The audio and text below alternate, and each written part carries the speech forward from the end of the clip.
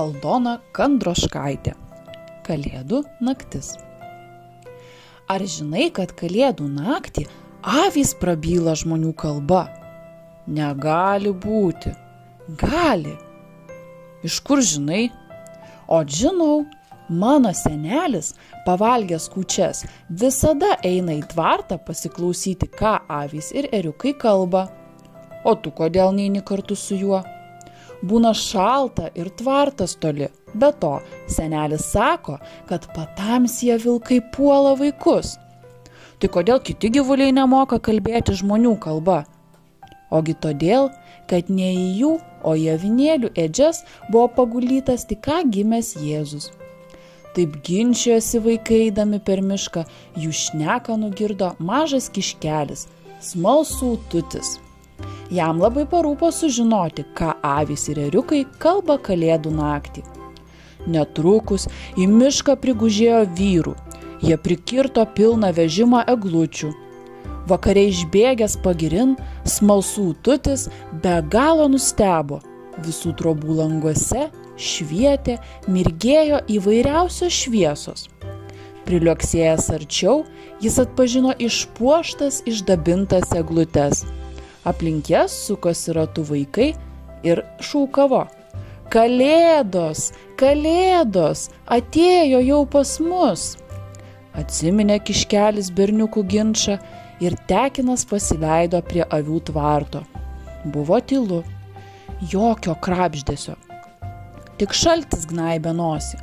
Pro durų plyšelį dvelkė šiltas oras.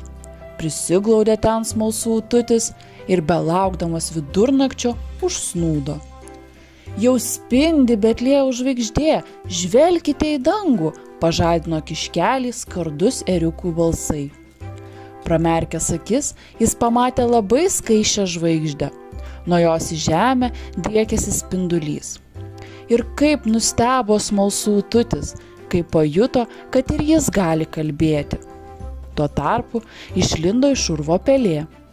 Pakelk akis į dangų, žiūrėk, kokia šviesi žvaigždė žiba, džiaugsmingai sušuko kiškelis.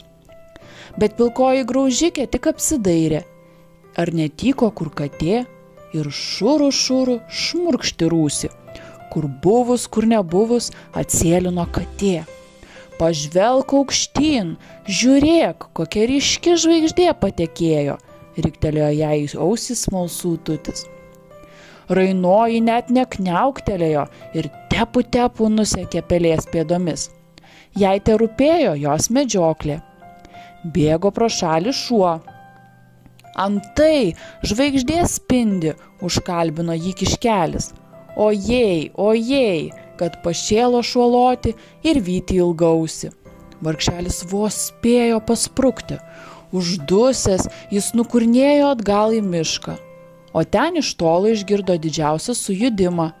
Žvaigždė, čiulbėjo kikiliai. Nuo jų balsų skambėjo visas miškas. Linkime visiems linksmų švenčių, sutartinai giedojo nykštukai.